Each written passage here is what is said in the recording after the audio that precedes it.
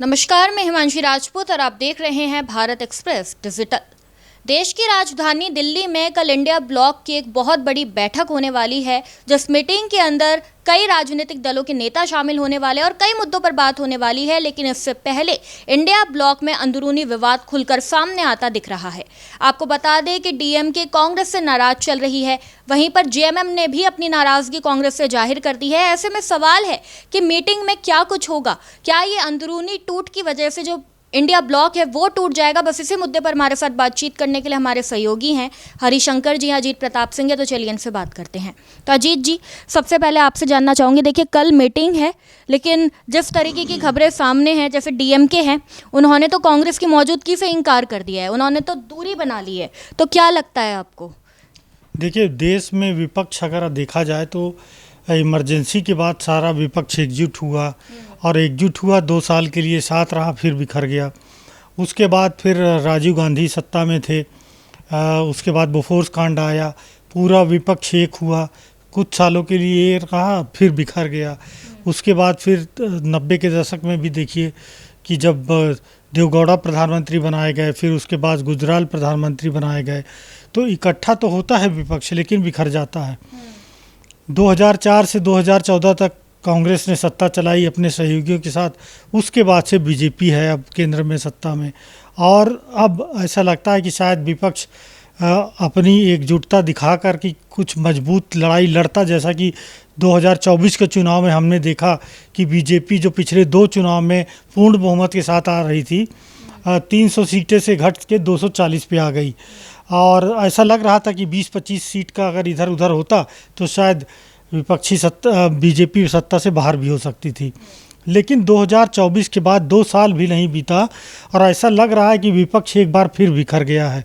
आप देखिए कि अभी जो कुछ विधानसभा चुनाव हुए हैं कुछ राज्यों में, खास करके बंगाल में टीएमसी हार गई, तमिलनाडु में डीएमके हार गई।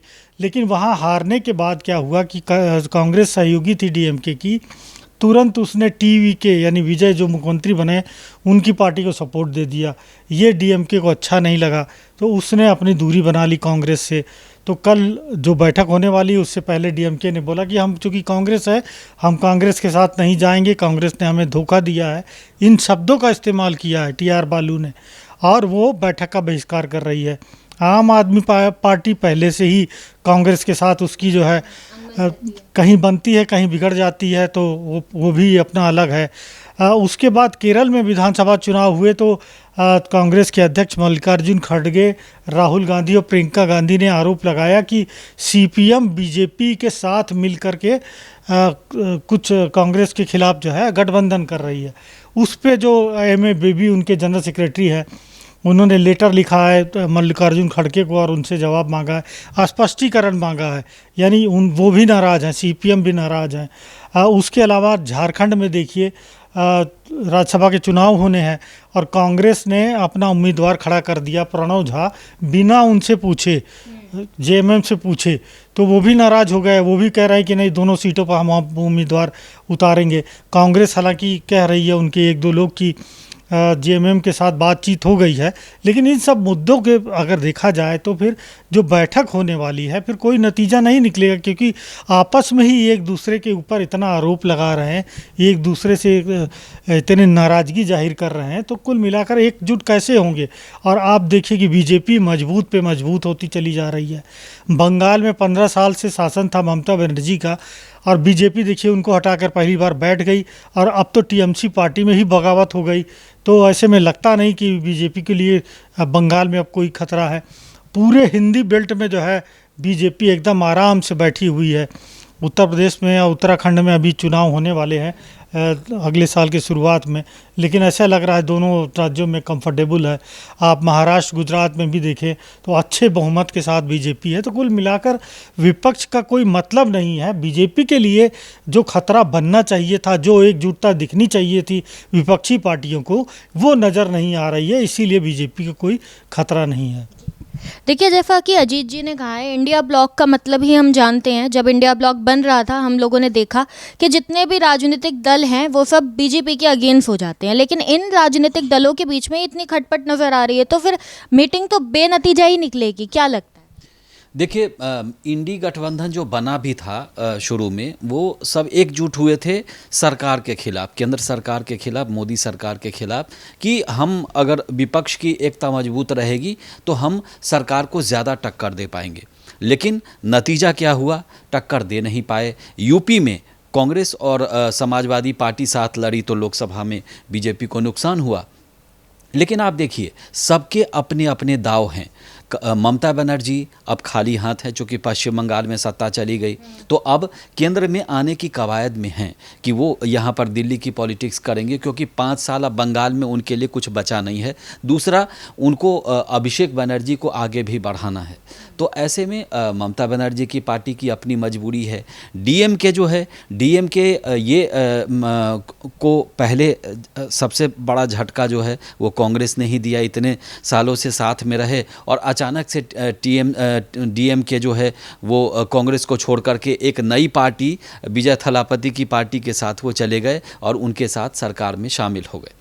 तो अब कुल मिलाकर के है कि अब आगे इंडी गठबंधन का भविष्य क्या है? तो भविष्य ये है कि खींचतान चलता रहेगा, मीटिंग तो होगी, लेकिन वैसी कोई ठोस नीति पर आम राय नहीं बन पाएगी। दूसरा ये है कि डीएमके का जहाँ तक सवाल है, तो डीएमके पहले भी बीजेपी के साथ रही है, तो बीजेपी इस समय तमिलनाडु में किसी के साथ नहीं है। तो अगर बीजेपी के पास एक अपॉर्चुनिटी है कि वो डीएमके के साथ चली जाए, क्योंकि एआईएडीएमके के साथ पहले ये चुनाव में रहे हैं, लेकिन इस बार गठबंधन नहीं हो पाया।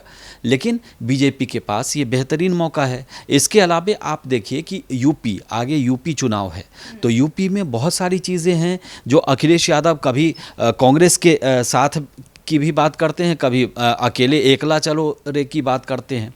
इधर पंजाब में जो चुनाव हैं, वो भी पंजाब में चुनाव होने हैं, तो आम आदमी पार्टी कांग्रेस से ख़ास तौर से दूरी बना के चल रही है और इंडी गठबंधन के धुरी में कांग्रेस है। इसीलिए आम आदमी पार्टी को लगता है कि अगर हम राहुल गांधी के सुर में सुर मिलाएंगे तो पंजाब में घाटा हो जाएगा, क्योंकि उनको लगता है कि अगली बार उनकी वापसी फिर से हो सकती है। तो ये तमाम चीज़ें जो हैं इंडी गठबंधन में एक साथ चल रही हैं, और इतनी सारी चीज़ें, इतना ज़्यादा अगर अलग अलग लोगों के सुर होंगे, पार्टियों के सुर होंगे, तो एक साथ आना बड़ा मुश्किल है। गठबंधन, इंडी गठबंधन बन तो जाएगा, लेकिन सरकार के खिलाफ या मतलब आगे बढ़ के कोई नई चीज़ अचीव कर लेंगे, मुझे ऐसा नहीं लगता है। अजीत जी, एक सवाल आपसे था। देखिए, गठबंधन तो बीजेपी भी कई बनाती हैं, आपने देखा ही होगा। बिहार में आप देख सकते हैं, महाराष्ट्र में देख सकते हैं, लेकिन बीजेपी का जो गठबंधन है वो काफ़ी स्मूथ चलता हुआ नज़र आता है। अब कांग्रेस की बात करूँ तो कांग्रेस की पार्टी, यानी अगर हम सिर्फ कांग्रेस की बात करें तो उनमें खुद में ही 2-2 गुट बटे हुए हैं। उसके बाद दूसरे जो दल है उनसे भी दोस्ती नहीं टिक पा रही है। तो मैं आपसे ये जानना चाहूँगी, ऐसी वो कौन सी चीज़ है जो कांग्रेस ना तो अपने दलों के बीच में एक संतुलन बना पा रही है और ना ही दूसरे दलों के साथ साझेदारी बना पा रही है? देखिए, कांग्रेस में जो सबसे बड़ी समस्या है वो नेतृत्व की समस्या है। राहुल गांधी के नेतृत्व में इस समय कांग्रेस चल रही है। भले ही अध्यक्ष मल्लिकार्जुन खड़गे हैं, लेकिन अभी भी जो मेजर डिसीजन है वो राहुल गांधी ही लेते हैं।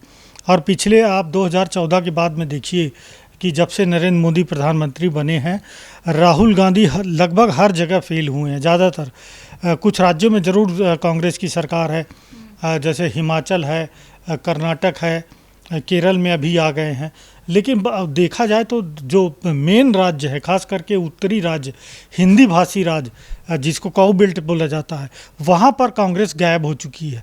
और इसकी सबसे बड़ी वजह है कि राहुल गांधी, क्योंकि उन्होंने जो सही नेता थे कांग्रेस के वो छोड़ कर गए, क्योंकि उनकी अनदेखी की गई। आप उत्तर प्रदेश से देख लीजिए, जितिन प्रसाद, और मध्य प्रदेश से सिंधिया, और राजस्थान में भी हमने देखा कि 2 गुट है, अशोक गहलोत और पायलट का। तो कुल मिलाकर कांग्रेस में इस तरह से चलता रहा है। और अभी भी देखिए, अभी तुरंत नया जो कर्नाटक में नेतृत्व परिवर्तन हुआ है, सिद्धारमैया को से इस्तीफा लिया गया है, और अभी भी वहाँ सब कुछ ठीक नहीं दिखाई पड़ रहा है। केरल में ज़रूर बीडी सतीशन बनाए गए हैं, लेकिन जो कांग्रेस के जो महासचिव हैं वो उन ऐसा लग रहा था कि शायद वो बनाए जाएंगे तो मुख्यमंत्री, लेकिन हालांकि उनको नहीं दिया गया है। तो कुल मिलाकर कांग्रेस के साथ ये समस्या रही कि हर राज्य में उसके 2 गुट हैं, और दोनों गुट एक साथ नहीं होते हैं। एक गुट थोड़ा सा पावर में आता है तो दूसरा गुट उसके पीछे लग जाता है। तो ये नेतृत्व की जो समस्या है कांग्रेस की, और इसी के चलते कांग्रेस में खुद समस्या बनी है और कब किस पार्टी का साथ लेना है। क्योंकि डीएमके के साथ देखिए आप 2 दशक से पुराना उनका गठबंधन रहा है, और तुरंत एक चुनाव हारने के बाद तुरंत वो टीवी के पीछे यानी विजय के साथ चले आए। तो ये एक बड़ी समस्या है कांग्रेस के साथ, जिसके चलते, और ये समस्या मैंने बताया जैसे कि इमरजेंसी के बाद जब विपक्ष सत्ता में आया तो कांग्रेस सबसे बड़ी भूमिका निभाई विपक्ष को तोड़ने में। आप देखिए 89 में जब वीपी सिंह सरकार में आए तब कांग्रेस सत्ता के बाहर थी, लेकिन बाद में उसने चंद्रशेखर को समर्थन देके प्रधानमंत्री बनवाया और फिर तुरंत समर्थन वापस ले लिया।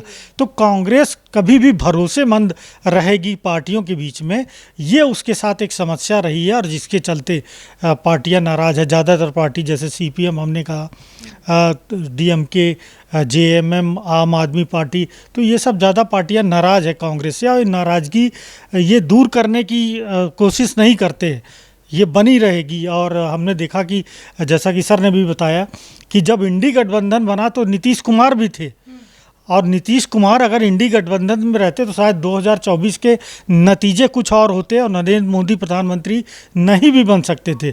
लेकिन नीतीश कुमार देखिए चिढ़ के जैसे भी जो भी वजह रही हो वो तुरंत छोड़े, एनडीए में गए और एनडीए की सरकार बन गई। तो अब तो कांग्रेस की देखा जाए तो, और या विपक्ष को देखा जाए तो अब तो धीरे धीरे सारे राज्यों में कमज़ोर हो रहा है, सत्ता जा रही सारे राज्यों से, और बीजेपी मजबूत होती दिख रही है। तो ऐसे में 2029 में अगर चुनाव होंगे देश में, लोकसभा के आम चुनाव होंगे, तो फिलहाल इस स्थिति में विपक्ष बीजेपी के सामने कहीं भी ठहरता नहीं है। तो फिलहाल कल इंडी गठबंधन की जो बैठक है वो कल दिल्ली में होने वाली है, लेकिन अब देखना ये होगा कि बैठक में क्या कुछ होता है, क्योंकि देखिए इंडिया गठबंधन में जितने भी दल हैं वो एक होने की बात तो करते हैं, लेकिन उसी के बीच से जो अंदरूनी विवाद है वो भी खुलकर सामने आ रहा है। ये तो अब देखना होगा कि बैठक में क्या कुछ होता है। देखते रहिए भारत एक्सप्रेस। नमस्कार।